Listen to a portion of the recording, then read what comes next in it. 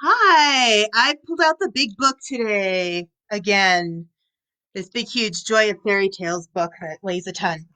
Um, so today, I'm going to take the dust cover off of it so it's easier to hold while I read.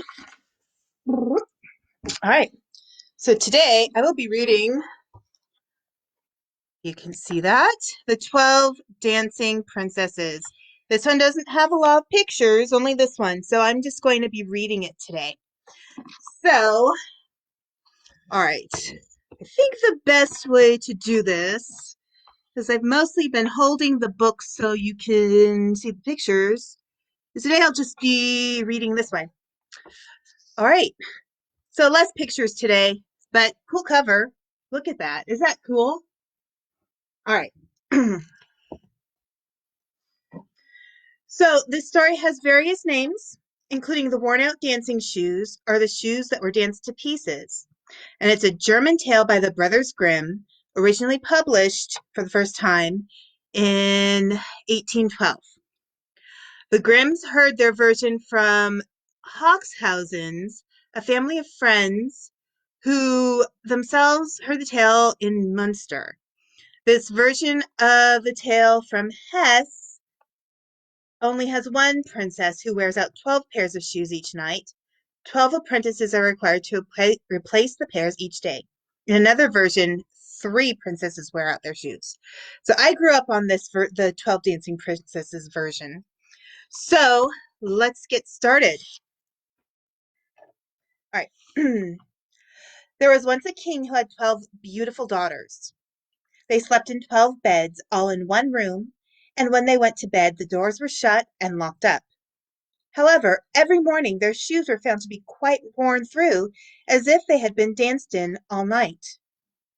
Nobody could find out how it happened or where the princesses had been. So the king made it known to all the land that if any person could discover the secret and find out where it was that the princesses danced in the night, he would have the one he liked best to take as his wife, and would be king after his death. But whoever tried and did not succeed, after 3 days and nights, they would be put to death. The king's A king's son soon came. He was well entertained, and in the evening was taken to the chamber next to the one where the princesses lay in their 12 beds. There he was to sit and watch where they went to dance, and in order that nothing could happen without him hearing it, the door to his chamber was left open. But the king's son soon fell asleep, and when he awoke in the morning he found that the princesses had all been dancing, but for the soles of their shoes were full of holes. The same thing happened the second and third night, and so the king ordered his head to be cut off. Some of these stories are pretty gruesome. After him came several others, but they all had the same luck, and all lost their lives in the same way.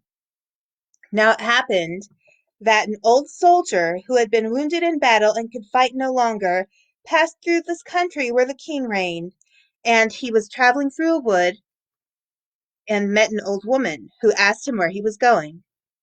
"I hardly know where I am going, or what I had better do," said the soldier, "but I think I would like to find out where it is the princesses dance, and then, in time, I might be a king." "Well," said the old woman, "that is not a very hard task. Only take care not to drink any of the wine which one of the princesses will bring to you in the evening, and as soon as she leaves you pretend to be fast asleep." Then she gave him a cloak and said, "As soon as you put that on, you will become invisible, and you will then be able to follow the princesses wherever they go." When the soldier heard all this good advice, he was determined to try his luck. So he went to the king and said he was willing to undertake the task. He was as well received as the others had been, and the king ordered fine royal robes to be given to him. And when the evening came, he was led to the outer chamber. Just as he was going to lie down, the eldest of the princesses brought him a cup of wine, but the soldier threw it all away secretly, taking care not to drink a drop. Then he laid himself down on his bed, and in a little while began to snore very loudly, as if he was fast asleep.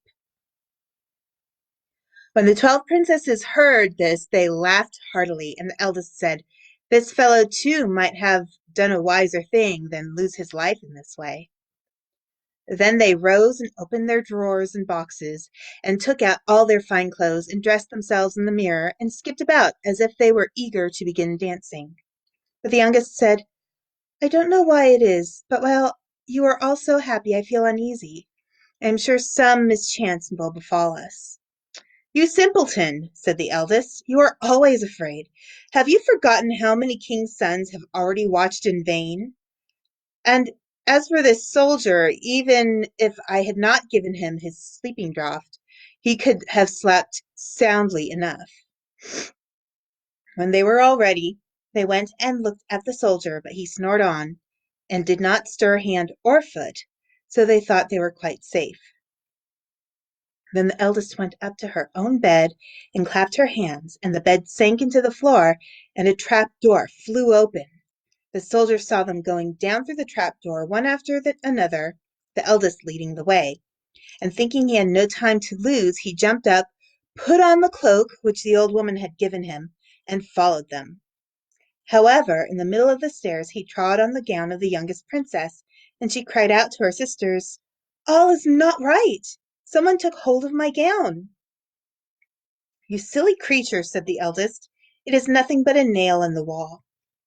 Down they all went, and at the bottom they found themselves in a most delightful grove of trees, and the trees were all of silver, and glittered and sparkled beautifully.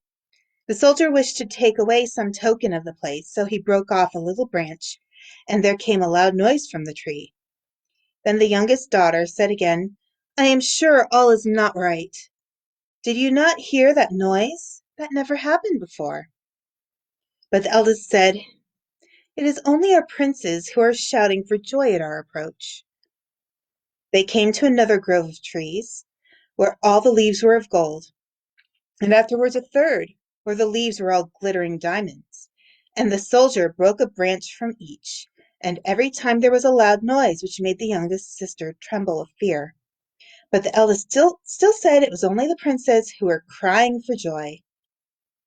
They went on till they came to a great lake, and at the side of the lake there lay 12 little boats with 12 handsome princes in them, who seemed to be waiting there for the princesses. One of the princesses went into each boat, and the soldier stepped out onto the same boat as the youngest. As they were rowing over the lake, the prince who was in the boat with the youngest princess and the soldier said, "I do not know why it is, but though I am rowing with all my might, we do not get on so fast as usual, and I am quite tired. The boat seems very heavy today." "It is only the heat of the weather," said the princess. "I am very warm, too." On the other side of the lake stood a fine, illuminated castle, from which came the merry music of horns and trumpets. There they all landed and went into the castle, and each prince danced with his princess, and the soldier, who was still invisible, danced with them too. When any of the princesses had a cup of wine set by her, he drank it all up, so that when she put the cup in her mouth it was empty. And this too the youngest sister was terribly frightened, but the eldest always silenced her. They danced until 3 o'clock in the morning, and then all their shoes were worn out, so that they were obliged to leave. The princes rowed them back again over the lake, but this time the soldier placed himself in the boat with the eldest princess, and on the opposite shore they took leave of each other, the princesses promising to come again the next night. When they came to the stairs, the soldier ran on before the princesses and laid himself down, and as the 12 tired sisters slowly came up, they heard him snoring in his bed, and they said, "Now all is quite safe." Then they undressed themselves, put away their fine clothes, pulled off their shoes, and went to bed. In the morning the soldier said nothing about what had happened, but determined to see more of this strange adventure, and went again on the second and third nights. Everything happened just as before. The princesses danced till their shoes were worn to pieces, and then returned home. On the third night the soldier carried away one of the golden cups as a token of where he'd been. As soon as the time came when he was to declare the secret, He was taken before the king with the 3 branches and the golden cup. And the 12 princesses stood listening behind the door to hear what he would say.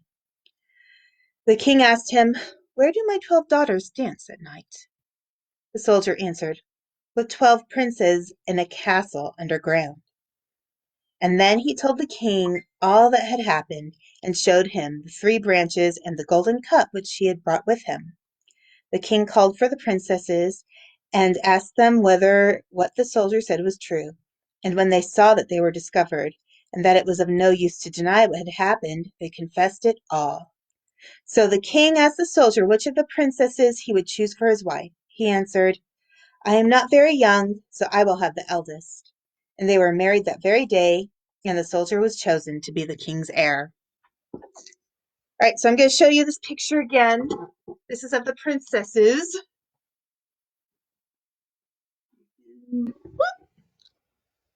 There we go. All right.